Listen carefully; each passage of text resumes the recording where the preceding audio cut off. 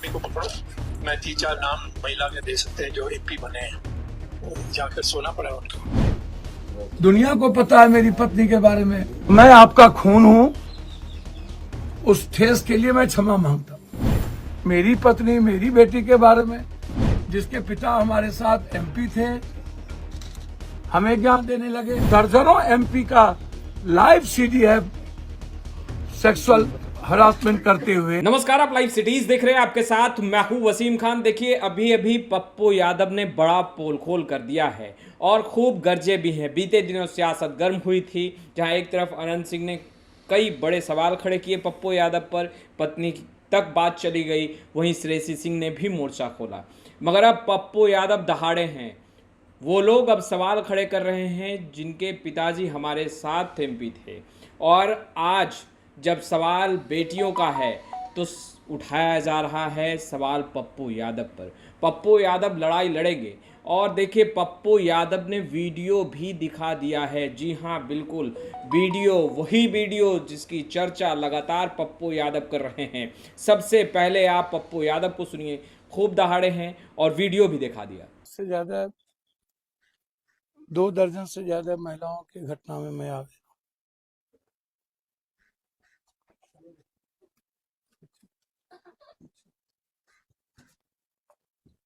जिस समाज के साथ ये घटना घटित हुई है,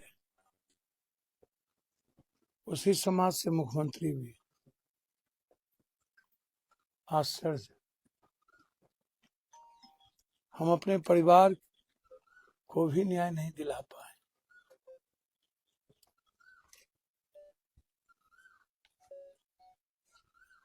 फिर ऐसी राजनीति और ऐसी कुर्सी किस बात है? कल भी हमने कहा कि माँ का दूध हम पी के बड़ा हो गया, माँ के कोख में रहे। द्रौपदी का चीरहरण हो रहा था तो कृष्ण आए, समाज नहीं है। और मैं आज भी कह रहा हूं, महिलाओं का मान सम्मान, उसकी सुरक्षा, उसकी इज्जत के मुद्दों पर मैं हमेशा चर्चा करता हूं। जो बात मैंने राजनीति में कही,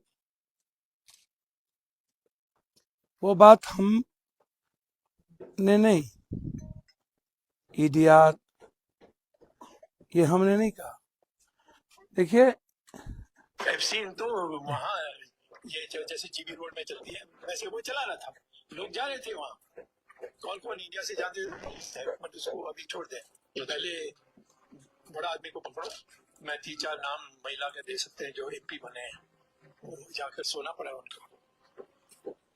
उनके साथ, उन्हीं के साथ एक मिनिस्टर बने सोकर। अब ये बताइए, मैं तो कह नहीं रहा हूं, ये कुछ देश के सबसे बड़े दल के नेता हैं, उसको आप अभी तक, या तो आप केस कीजिए। ये लगातार बोल रहे हैं मधुकर, जसवंत सिन्हा। मैं अपनी बेटियों को राजनीति के गंदगी कीचड़ से बचाना चाहता हूं, गंदे राजनीतिक नेताओं से बचाना चाहता हूं, पॉलिटिकल पार्टी से बचाना चाहता हूं। माँ बहनों को कहीं से ठेस पहुंची हो तो मैं आपका खून हूं, उस ठेस के लिए मैं क्षमा मांगता हूं। बहनों से, बेटियों से, पॉलिटिशियन से नहीं। ये पॉलिटिशियन लोग जो पार्टी चलाते हैं और बड़े नेता हैं, जिस पर आरोप है, जो बेटियों का डाक करते हैं, सीडी चढ़ाते हैं, बड़े बड़े मुख्यमंत्री और बड़े बड़े नेताओं की सीडी, और बिहार के दर्जनों एमपी का लाइव सीडी है सेक्सुअल हरासमेंट करते हुए। कई एमपी मर गए, एक्स एमपी हो गए, कई सीएम का वीडियो वायरल है। ऐसे गंदे लोगों के खिलाफ मेरी जंग है। मैं राजनीति में महिलाओं पर गिद्ध दृष्टि नहीं पड़ने दूंगा। और जो लोग हमने किसी की बेटी मां को गाली नहीं दिया। हमें तो समझ में नहीं आया, मेरी पत्नी, मेरी बेटी के बारे में जिसको मैं अपना बेटी मानता हूं, जिसके पिता हमारे साथ एमपी थे, हमें ज्ञान देने लगे। आप भी मेरी बेटी, आप हमारी बेटी का नाम लेने लगे। अब एक लोगों के बारे में तो मैं कुछ कहूंगा नहीं, जो मेरी दुनिया को पता है मेरी पत्नी के बारे में। मैंने पॉलिटिकल गंध और पॉलिटिकल गंदगी को खत्म करने के लिए, अपनी महिलाओं की रक्षा के लिए मैं खड़ा हूं। जो लोग इतने दर्द हैं वो एक बार नालंदा क्यों नहीं आए? एक बार अपने इस पिता से क्यों नहीं पूछे कि इनके सामने इनकी बेटी के साथ क्या क्या हुआ? छोड़ देंगे क्या इसको? जो मेरी बेटी के साथ ऐसे किया है, जरूरत पड़ेगी तो मैं कोर्ट जाऊंगा। इस गरीब परिवार की पूरी परवरिश अभी हमारे तरफ से, हमारे लीडर दानवीर जी और पार्टी के तरफ से इनको 25,000 रुपया ये अपने लिए कुछ करें। अब मात्र पति पत्नी बच गया, उसकी पत्नी तो कह रही है झोरा पोछा खा करके हम करेंगे। और अभी तक प्रशासन वो खुलेआम घूम रहा है, यहाँ के मुखिया जी के घर में जाके सो रहे हैं। ये सही है क्या?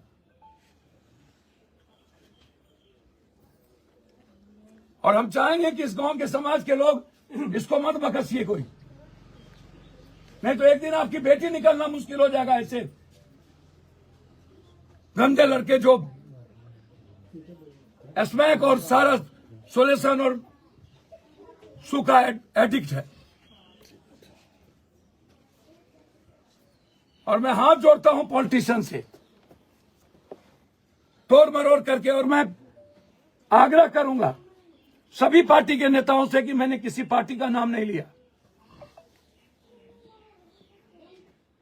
जब महिला बिल की बात हो रही है तो देश में कम से कम महिलाओं पर नजर तो रखना बंद करो। नेता पोर्न देखना तो बंद करे। प्रज्वला, गोवा, महाराष्ट्र, अंकिता, मणिपुर, लखनऊ, रेट पूछा जा रहा है। इसीलिए मेरे बयान को आप गलत, हमको समझना चाहिए पप्पू यादव कह क्या रहे हैं। हमारे पहले 10-10 लोग यह बात बोल रहे हैं। अभी मैंने आपको सीडी दिखाया, क्या ये कह रहे हैं? कपिल मिश्रा सदन में ही बात कहे, उसके बाद पप्पू यादव को झूठ फूस का है। कश्मीर से कन्याकुमारी अकेला आदमी मणिपुर जाके लड़ रहे, इसीलिए बेटियों के सवाल पर लड़ रहे, इसीलिए इस बेटी को न्याय नहीं मिला तो मैं कोर्ट भी जाऊंगा।